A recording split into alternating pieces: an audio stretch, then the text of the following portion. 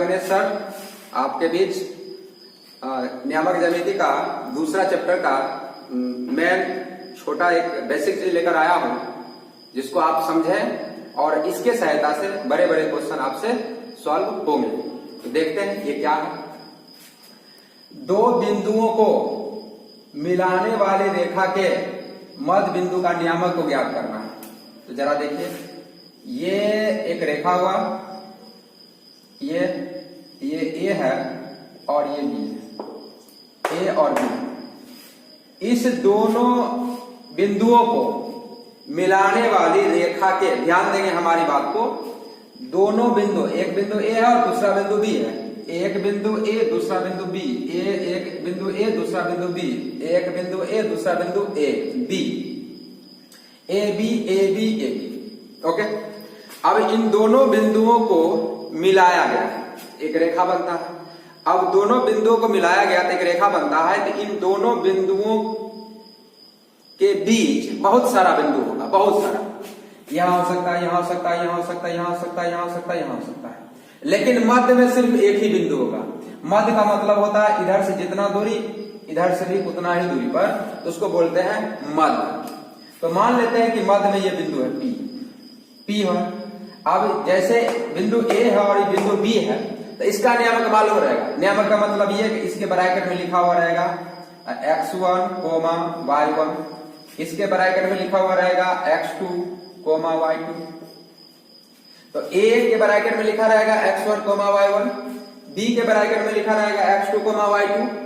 अब जो है ये जो p बिंदु है, इस p का कहेगा नियामक ज्ञात करो कि p का नियामक क्या होगा। सबसे पहले हम समझते हैं, इसको तो हम बना लेंगे ही, सबसे पहले समझते हैं कि हम p का जो नियामक निकालेंगे। तो ये जो AB रेखा है, इस AB रेखा के मध्य बिंदु, मध्य का मतलब क्या हुआ, आधा भाग में, या P जो है इस रेखा को आधा भाग में समद्विभाजित करता है। अब इस पर आधारित जो आगे क्वेश्चन आपसे पूछेगा, यह AB रेखा है, इस AB रेखा को समद्विभाजित करता है। इसके बीच में दो बिंदु आ जाएगा, एक बिंदु आया तो दो भागों में बटा, दो बिंदु आएगा तो तीन भागों में बटेगा। जैसे देखें, देखने का प्रयास करें। जैसे एक बिंदु यहां और ये बिंदु आया बी, अब इसके बीच में एक बिंदु था, दो बराबर भागों में बटा। अब अगर तीन बिंदु ले लेते हैं, एक और दो, तो देखिए यहां से जितना दूरी होगा उतना ही दूरी अगर यहां पर है, उतना ही दूरी यहां से यहां तक है, तो इसके बीच में कितने बिंदु आया, दो, और ये बटा कितना, एक एक्स्ट्रा, तीन भाग में बटा, एक दो तीन, तीन भाग बटा। अब अगर हम कोई रेखा अगर खींचते हैं, ये ए है और ये बी है, अब इसको हम चार भाग में बांटते हैं, चार बराबर भागों में बांटना चाहते हैं। तो चार बराबर भागों में बांटते हैं तो बीच के भीतर में कितना बिंदु आएगा, तीन आएगा, एक दो तीन। अब यहां से जितना दूरी होगा उतना ही दूरी यहां से यहां तक होगा, उतना ही दूरी यहां से यहां तक होगा, उतना ही दूरी यहां से यहां तक होगा। देखिए एक दो तीन, चार भाग में बटा, ये चार भाग में बट गया। और ये जो है तीन भाग में बटा, एक दो और तीन। ये जो है यहां से यहां तक एक, यहां से यहां तक दो और यहां से तक तीन। इसके भीतर में तो आपसे क्वेश्चन क्या पूछा जाएगा, आपसे जब भी क्वेश्चन पूछा जाएगा तो कहा जाएगा कि एक सरल रेखा है, यानी दो बिंदु है, दोनों बिंदुओं को मिलाने वाली एक सरल रेखा है। उस सरल रेखा के मध्य बिंदु का नियामक ज्ञात करो। मध्य बिंदु बोलिए या समद्विभाजित बिंदु का नियामक ज्ञात करें, वो भी बात एक ही हुआ, मध्य बिंदु या समद्विभाजित बिंदु का नियामक ज्ञात कीजिए। उसके बाद कहेगा समत्रिभाजित बिंदु का नियामक। समत्रिभाजित बोलेगा, सीधे त्रिभाजित नहीं बोलेगा। त्रिभाजित का मतलब क्या, तीन भाग में इसको काटेगा। सम जब तक नहीं लगाएगा, सम का मतलब तीन जो टुकड़ा होगा उसका वो बराबर बराबर होगा।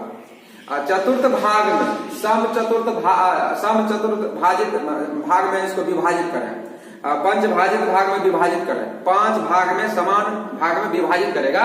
तो इसके भीतर में जितने भी बिंदु है उसका नियामक आपको ज्ञात करने के लिए कहा जाएगा। तो सबसे पहले हम देखते हैं इसका, हम इसका नियामक किस प्रकार ज्ञात करते हैं, तब इसका देखेंगे। तो इस P का नियामक जब तक बोला जाएगा तो सीधा सिंपल सा जवाब है, इस इधर से जितना दूरी होगा इधर से उतना दूरी होगा। तो जब AP और बराबर PB होगा, जब यहां से यहां तक की दूरी और यहां से यहां तक की दूरी बराबर होगा, यानी मध्य बिंदु होगा, अर्थात P ए बी रेखा का मध्य बिंदु है, मध्य बिंदु है। अब मध्य बिंदु है तो P का नियामक, तो P का नियामक, P का नियामक, तो जब X नियामक पूछेगा इसके ब्रैकेट में X और कोमा Y, तो इस X का मान कितना आएगा, इस दोनों के ध्यान दें, इसका हम भुज, इस पहले स्थान पर जो भी चीज इसमें आएगा बॉक्स में उसको भुज कहते हैं, दूसरे स्थान पर जो भी चीज आता है उसको कोटि कहते हैं। पहले स्थान पर जो भी चीज आएगा उसको भुज कहते हैं और दूसरे स्थान पर जो भी आता है उसको कोटि कहते हैं। यानी इस बॉक्स में जो है पहले स्थान पर उसको भुज कहते हैं और दूसरे स्थान पर कोटि कहते हैं। जब हम इसका भुज का मान निकालेंगे इस दोनों के भुज के सहायता से निकलेगा, और जब हम कोटि का मान निकालेंगे तो इसके कोटि की सहायता से ज्ञात होगा।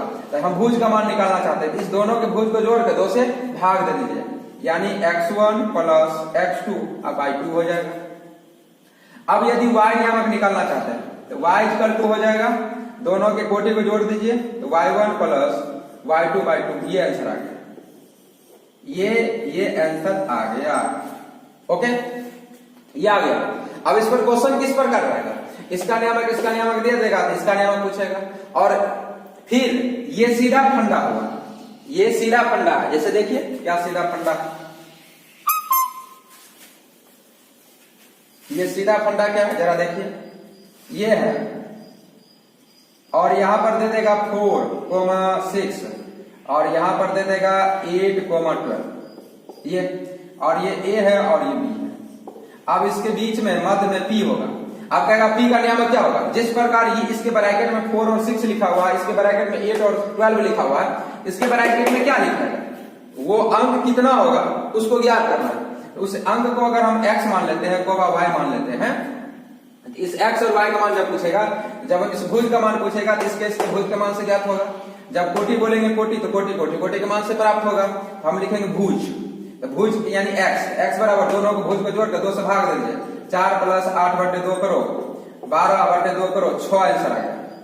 और इसी प्रकार कोटि जब निकालना होगा तो y इक्वल टू कोटि को जोड़कर 2 से भाग दो, 6 प्लस 12/2 करोगे, 18/2 करोगे, 9 आंसर आ गया। क्लियर।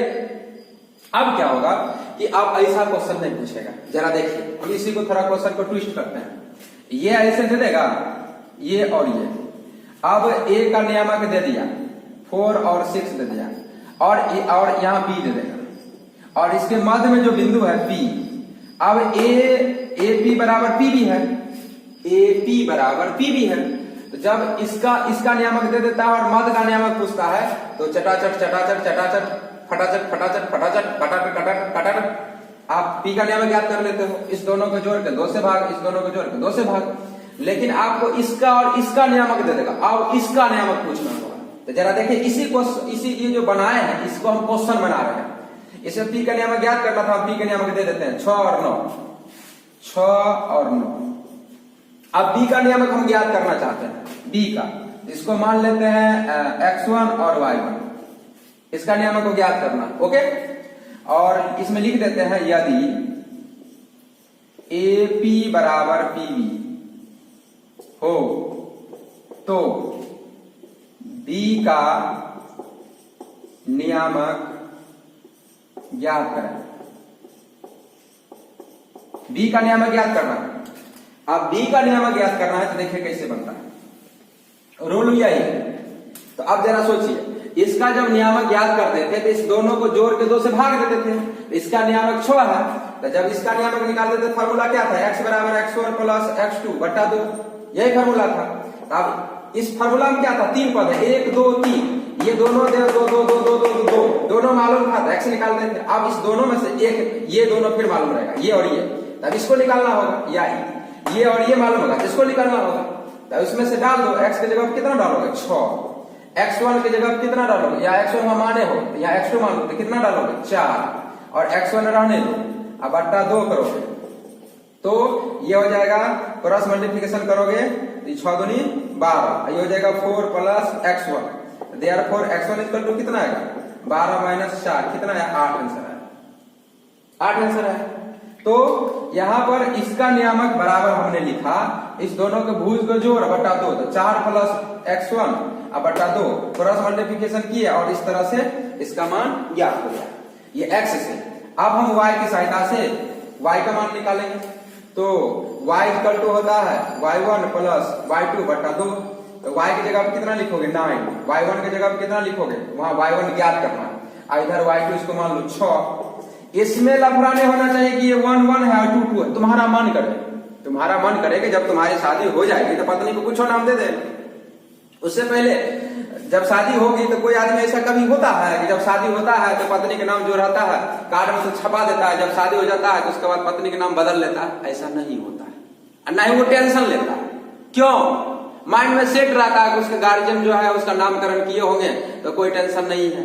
तो उसी प्रकार भाई हम जब इसको x1 y1 मान लिए और इसको xy मान लिए, इसको x2 y2 मान लिए, जब हम इसको x1 y1 मान लिए तो तुम इसको x2 y2 अपने मने मन समझ लो, उस समय कंफ्यूजन नहीं होना चाहिए। को तभी माने थे x1 y1, इसको x2 y2 माने थे, तो अब फिर x1 y1, अरे यार तुम मानने का माने मान ले, इसके जगह मानने का इसको मान ले, इसके जगह वाला उसको मान लो, कोई कंफ्यूजन नहीं।